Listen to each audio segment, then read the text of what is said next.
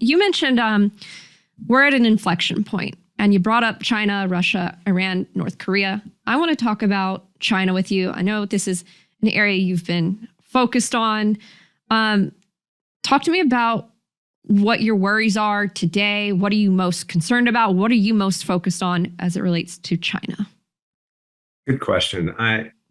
Very simply, the coming war with Taiwan, I'm convinced that you're going to see Xi Jinping invade Taiwan. It's a question of when.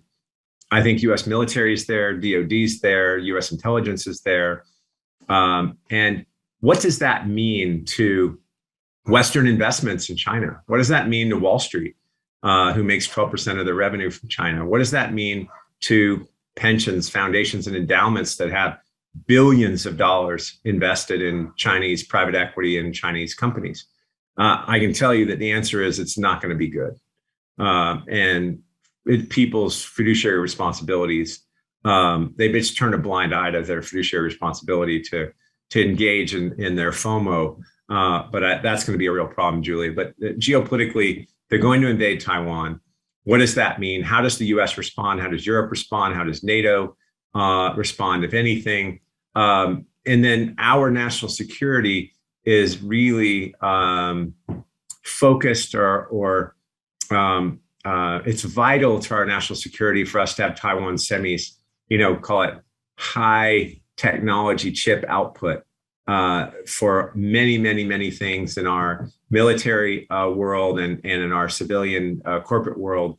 And so that's when I think about what I worry about, it's how are we going to deal with that gap between getting Taiwan semis wafer fabs built in the US. We've got 2 being built right now in Arizona, and they're at varying stages of completion. We're still a few years away on the first one, and a few more years away on the second one. Those are $14-15 billion buildings. Imagine one building costing $15 billion. I'd like to see it. I've never been in one. Wow. But Samsung's about to break ground in Texas. Intel is about to break ground as well. We just have a duration mismatch, meaning if she moves in the next couple of years, we're going to have a real problem with our national security and our chip availability. Not to mention that, Wuhan makes 95% of the active pharmaceutical ingredients in all U.S. antibiotics. So somehow we let that frog boil over time. And now we rely completely on China for our antibiotics and our blood pressure medicine. Well, that would be like us relying on Germany to manufacture our ammunition in 1936, right? That is crazy that we allowed that to happen.